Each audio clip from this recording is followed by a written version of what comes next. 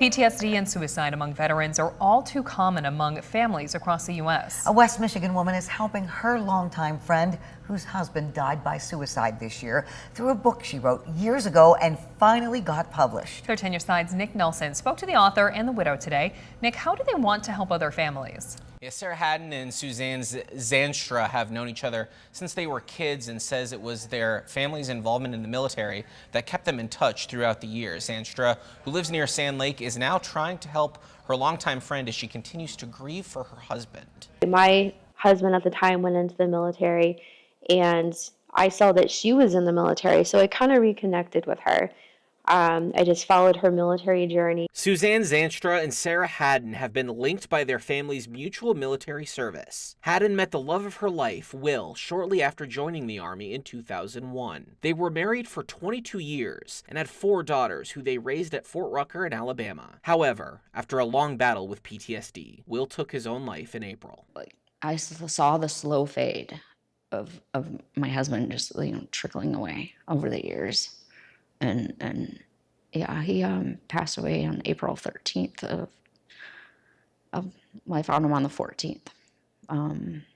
He took his life at our home. It doesn't quite hit me all the time yet.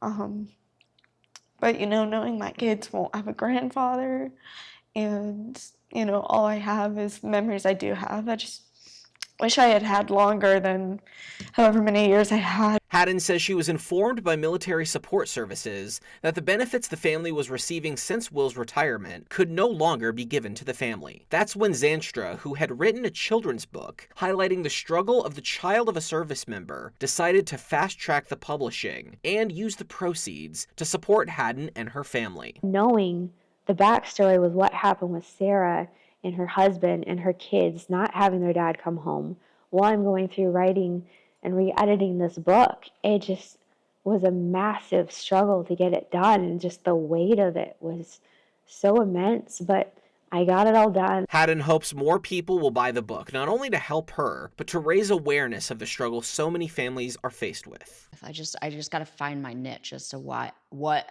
my story can help in somebody else's life. The book is called Soldier's Child and is available for purchase on Amazon. We'll have a link on WZZM13.com. Again, all the proceeds for the next 5 months go to help support Haddon and her family. In the newsroom, Nick Nelson, 13 on your side.